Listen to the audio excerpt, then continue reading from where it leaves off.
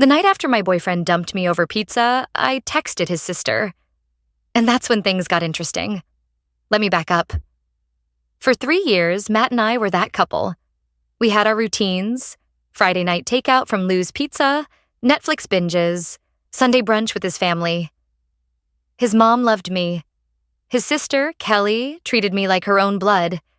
And his dad used to call me future daughter-in-law. I honestly thought we were endgame.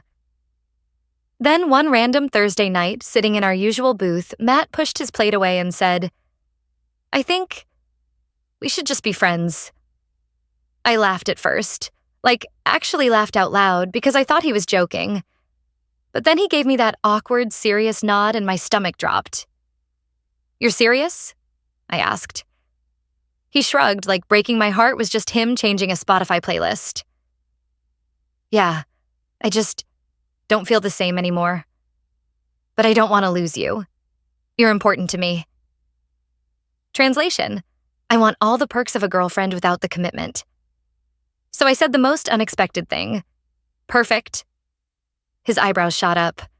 "Perfect?" "Yeah, let's be friends," I said, taking a big sip of my Diet Coke. "Totally fine." Inside, I was screaming, but I wasn't about to give him the satisfaction of seeing me fall apart in a pizza joint. That night, I went home, opened my laptop, and started writing what I now call the list. Every person, every connection, every little thing he took for granted, and how I could make sure he didn't get it anymore. Top of the list? Kelly, his sister. She and I had gotten close, texting memes, meeting for coffee without Matt. If anyone could help me flip the script, it was her. So at 11:42 p.m., I sent her a message. "Hey, so Matt and I broke up. Want to grab coffee tomorrow?" Her reply came instantly. "Oh my God, what? Yes, and I have tea." That was the moment I realized, this friendship he wanted? Oh, I was going to give it to him. Just not the way he thought. The next morning, Kelly and I met at this little cafe downtown, the kind with overpriced lattes and those pastries that look too perfect to eat. She walked in wearing sunglasses even though it was cloudy, tossed her purse on the chair and said, "Okay, spill the tea." I told her everything. The booth, the Diet Coke, the "Let's be friends" speech. She listened without interrupting, which for Kelly is a miracle. Then leaned in and whispered, "So, you know he's probably got someone else lined up, right?" I wanted to roll my eyes, but the way she said it made my stomach twist. "You think so?" She sipped her latte like it was a plot device. "Girl, I know so. He's been hanging out with Emily a lot lately." Emily, his old friend from work who just happened to start texting him at midnight. Right.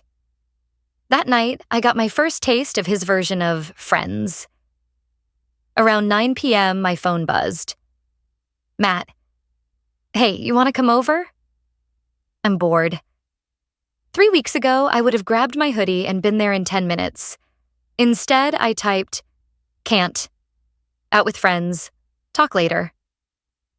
I was actually in bed watching reruns of Parks and Rec, but whatever. The next day, he texted again. "Want to grab lunch?" Me. "Busy." Him. "You've been busy a lot lately." Me. "That's how life works when you're friends, right?" Read. No reply. Here's the thing. Matt wasn't used to me not being available. For 3 years, I'd been his on-call emotional support system. His +1, his cheerleader. Now, I was just some girl with boundaries, and he didn't like it. 2 weeks in, he invited me to this rooftop party his friend Josh was throwing.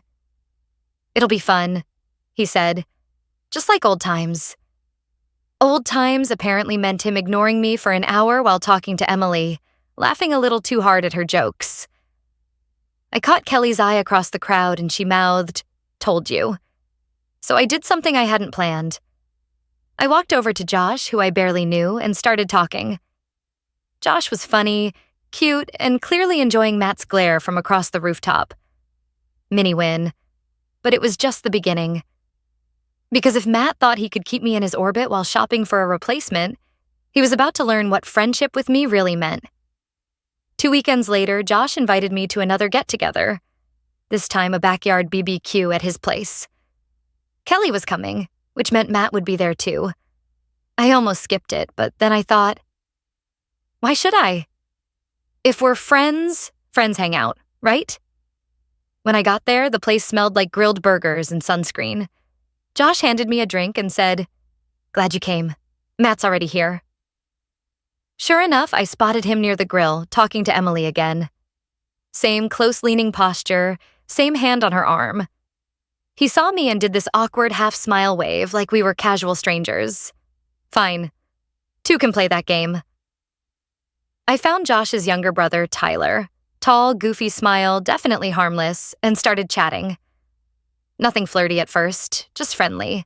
But then Tyler cracked a joke that made me laugh so loud, Matt turned his head. I swear I saw his jaw clench. A few minutes later, Matt wandered over. "Hey," he said, giving me that "you're in my space" tone. "Didn't know you knew Tyler." I took a sip of my drink. "Didn't know you knew Emily?"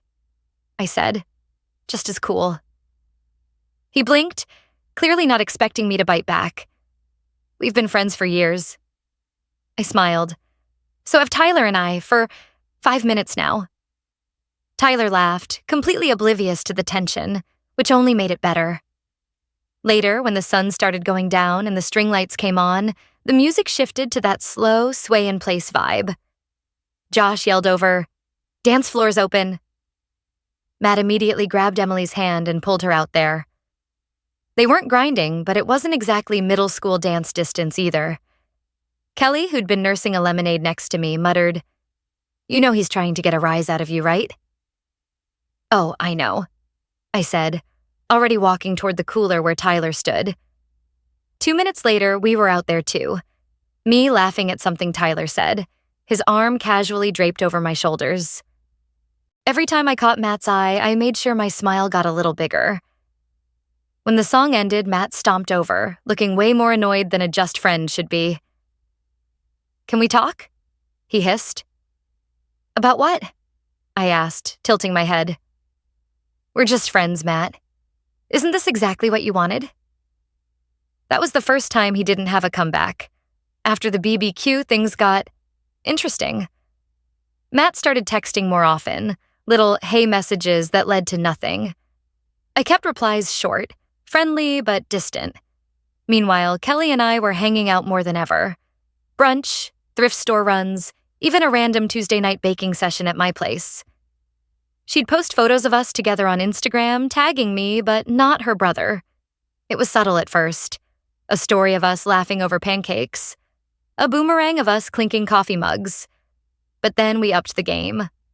One Saturday, Kelly invited me to a small lake trip with her friends. It turned out, her friends included Hannah, Matt's childhood best friend who'd recently moved back to town. I'd met her once before, years ago, but now, well, let's just say she was gorgeous and had that confident, magnetic vibe. By the end of the day, Hannah and I were deep in conversation, swapping numbers and laughing like we'd known each other for years. Kelly noticed, shot me a sly grin, and muttered, "Oh, this is gonna be fun." We took a group photo at sunset, everyone smiling, my arm around Hannah's waist. Kelly posted it with the caption, "Best day with the best people," and tagged all of us. Apparently, Matt saw it within 10 minutes. My phone buzzed with a notification. "Matt mentioned you in a comment." His comment? "Since when are you hanging out with Hannah?" I didn't respond. Neither did Hannah. But an hour later, Hannah DM'd me. "Your ex is intense. Want to get coffee sometime?" You bet I did. The coffee date turned into dinner. Dinner turned into a weekend hike. And before I knew it, we were at her place watching a movie, her hand finding mine halfway through. When Kelly heard, she nearly dropped her latte. "You're dating his best friend?" she squealed. "Not officially," I said, smiling into my cup, "but we're spending time together." Kelly laughed so hard she had to wipe her eyes. Oh, he's gonna lose it. And he did. 3 days later, I posted a photo of Hannah and me at a food truck festival, both of us mid-laugh, Hannah holding my hand. The caption was just a taco emoji. Matt didn't comment this time. Instead, he texted, "We need to talk, now." We met at a crowded cafe, the kind where you can't really yell without an audience. Matt was already there, sitting in the corner with that fake casual slouch guys do when they're about to start a fight. I slid into the seat across from him. "So," I said, "what's up?" He didn't waste time. "You're dating Hannah?" I raised an eyebrow. "We're hanging out. Why?" His voice dropped. "You know she's my best friend." I sipped my coffee.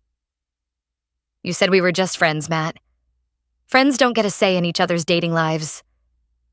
That hit a nerve. His jaw tightened. "It's different." "Why? Because it's you?" I asked, leaning in just enough to make him blink. He rubbed his temples. "It's disrespectful." I almost laughed. "You dumped me in a pizza place, and 2 weeks later you were practically glued to Emily at Josh's party." Respect went out the window before Hannah ever came into the picture. He opened his mouth, closed it again, and shook his head. "This is messed up." Before I could answer, the bell over the cafe door jingled. Kelly walked in, spotted us, and made a beeline for the table. "Oh, good," she said, plopping down next to me. "Family meeting." Matt groaned. "Kelly, not now." But Kelly was already pulling out her phone. "Mom wants to FaceTime." My stomach did a little flip. This could either be very good or very, very awkward. 2 seconds later, Matt's mom's face filled the screen. "Hi, honey," she said. To me, not him. "Kelly told me about you and Hannah. I think it's wonderful." Matt's eyes went wide. "Mom!" "What?" she said, genuinely confused. "You told her to move on, and Hannah's a lovely girl. You should be happy for them." The table went silent except for Kelly trying to smother a laugh.